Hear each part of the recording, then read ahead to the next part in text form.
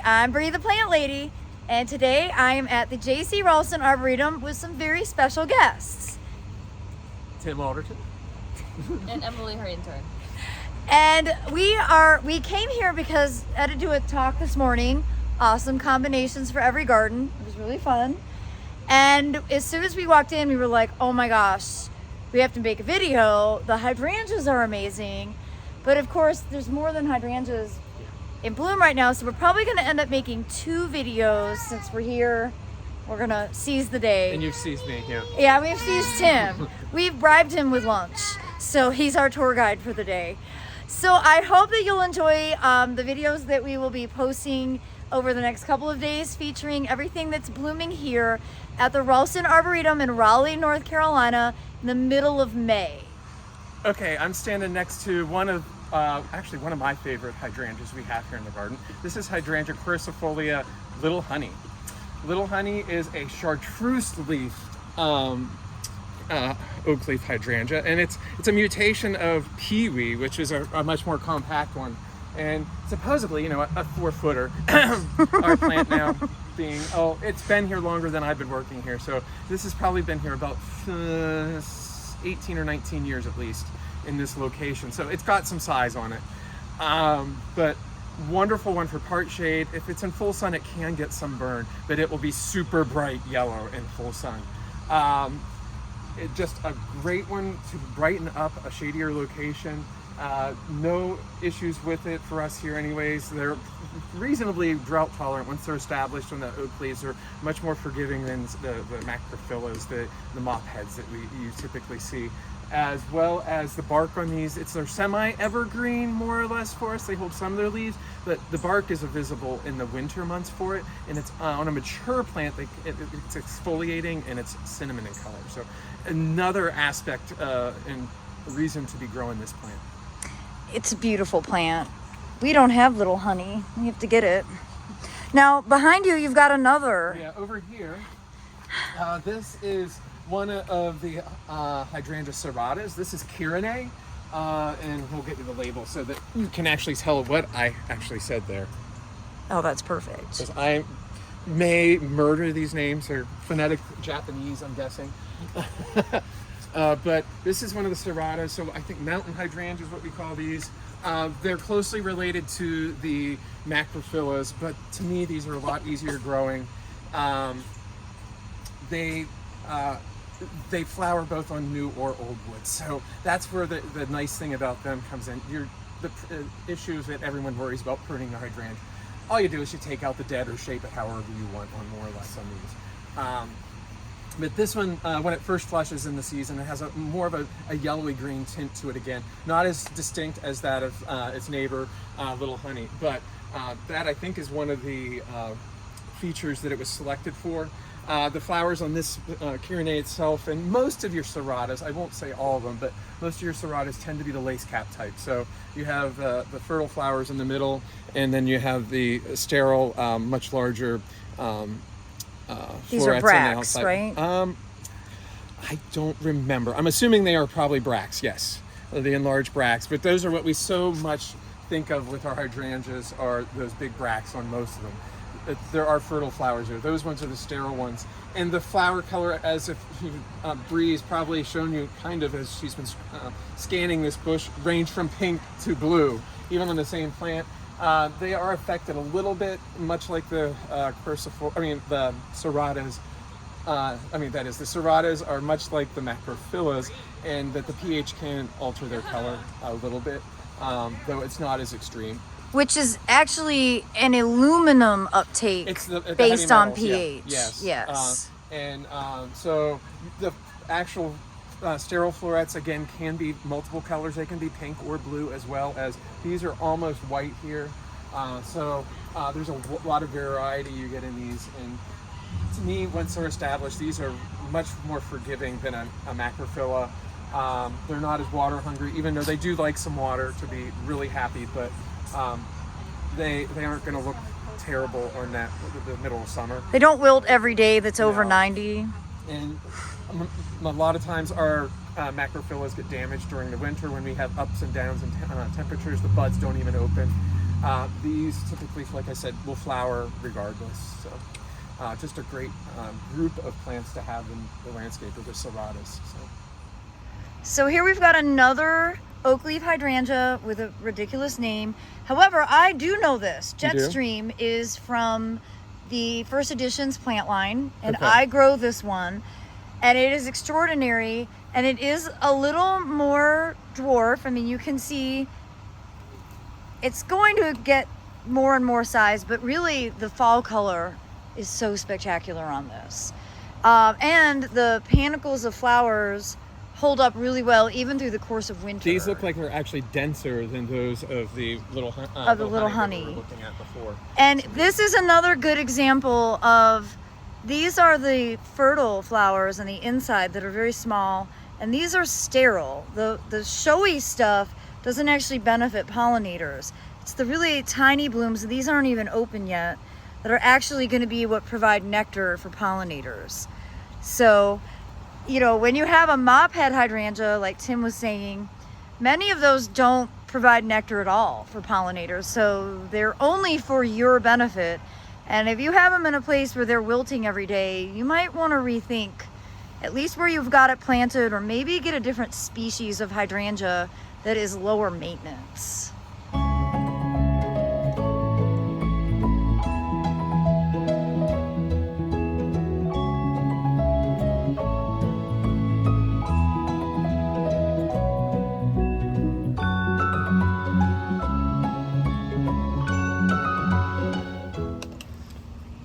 So we have another hydrangea here for you to see. And again, this is another serrata, but this one's a little bit different scale.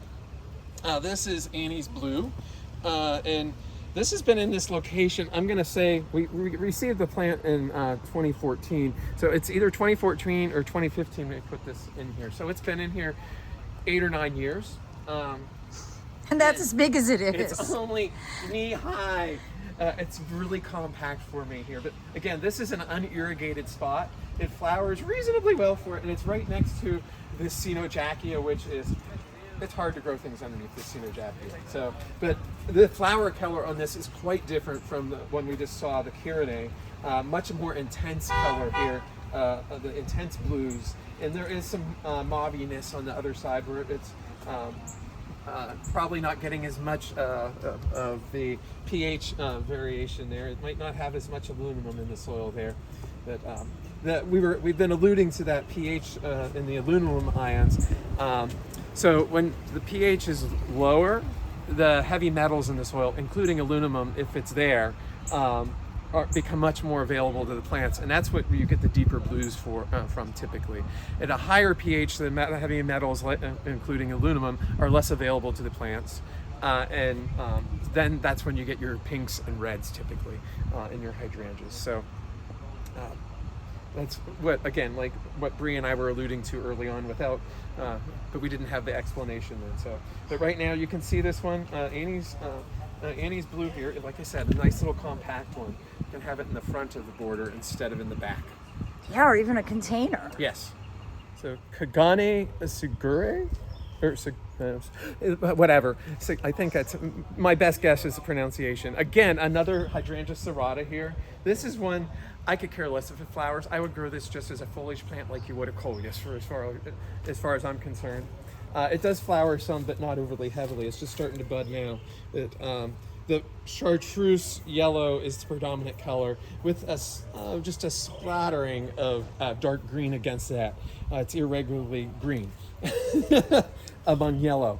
But I just find this plant to be really striking. And again, I would grow it just for its foliage, but it does have just make a statement.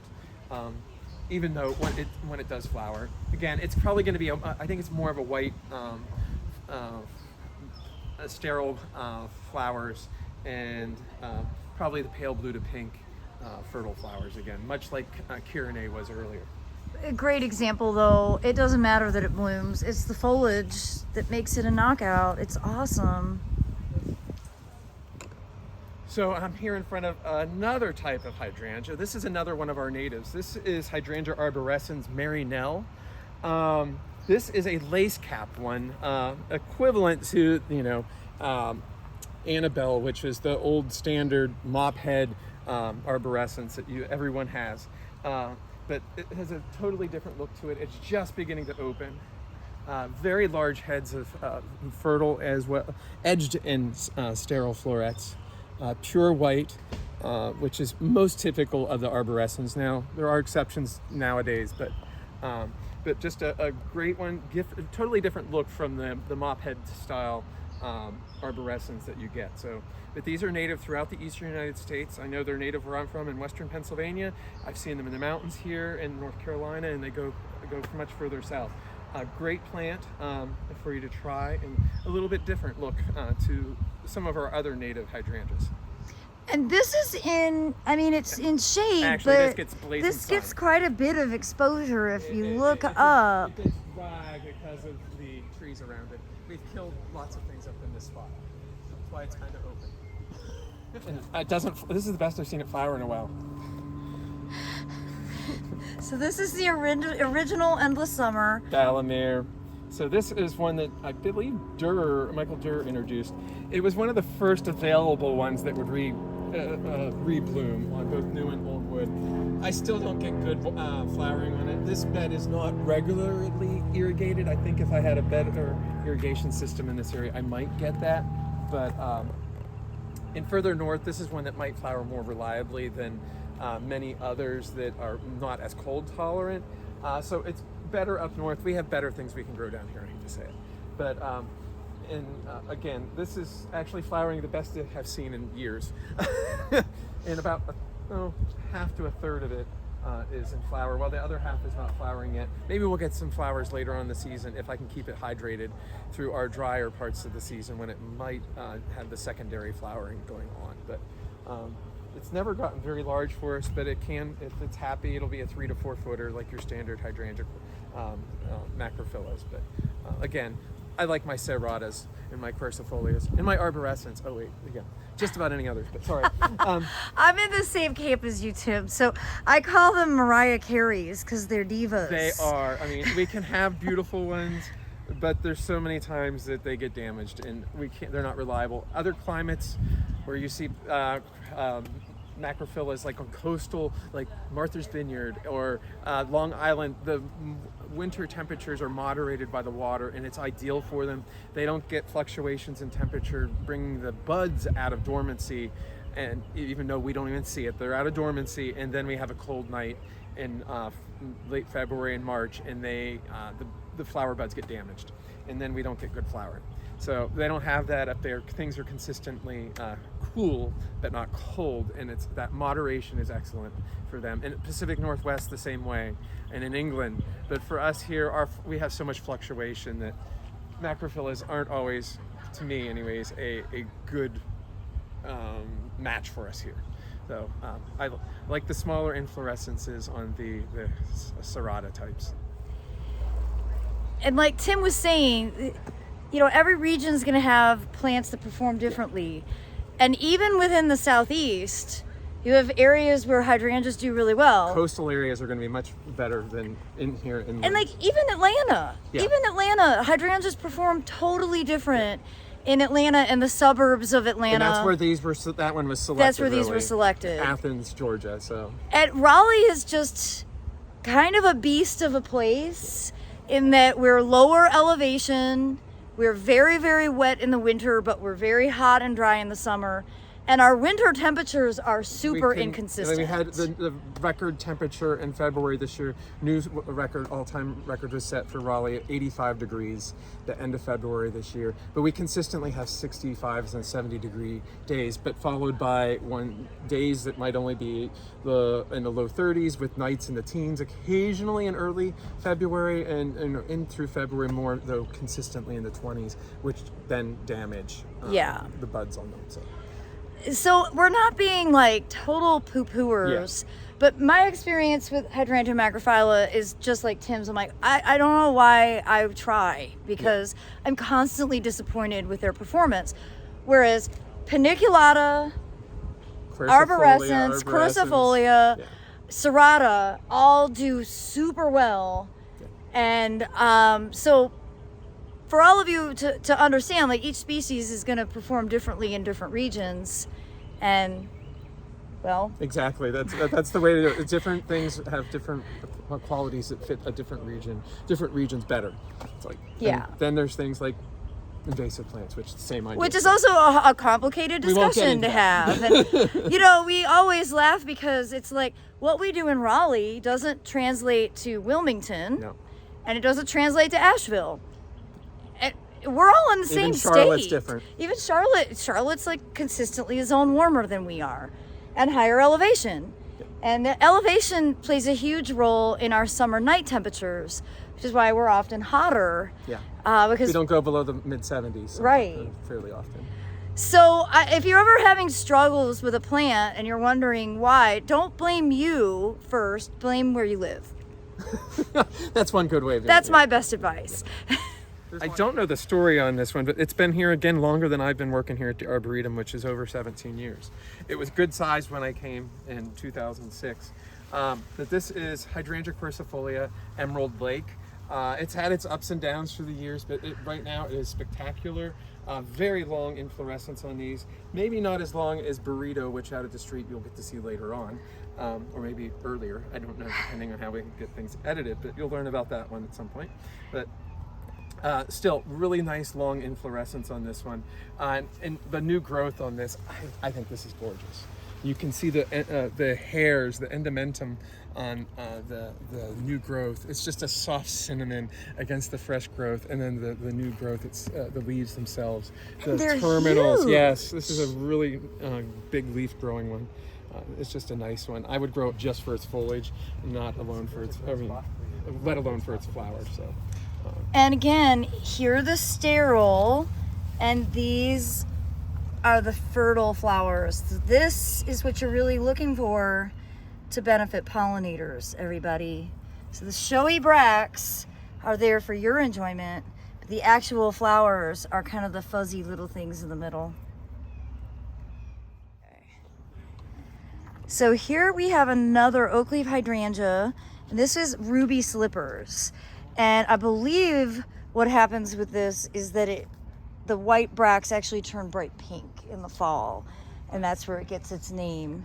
Of course, the Oakleaf hydrangeas, Hydrangea quercifolia, also get absolutely exquisite late fall, early winter color here in Zone 7, Central North Carolina.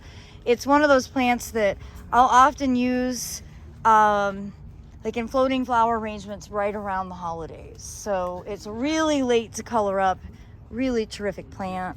And ruby slippers is also much more demure in its size. You know, we're looking at what, 3.5 foot here? Mm-hmm. So there are varieties of all these different hydrangea species that'll fit in different scenarios in your landscape. So they're not all gigantic, which is really great. Which is why having so many cultivars available is such an advantage for gardeners. Now, in comparison to ruby slippers, here we've got Hydrangea quercifolia Sems Beauty. I believe this was named for Sems, Alabama. This is like a nursery capital of the Southeast. And you can see how enormous this bush is.